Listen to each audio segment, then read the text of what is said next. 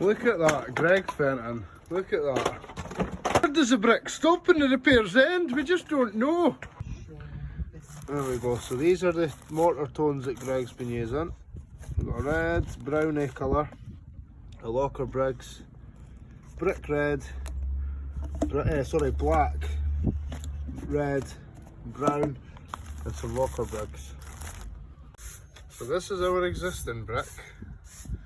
So we've got bits of the RSs, and Greg has mixed up some colours to match in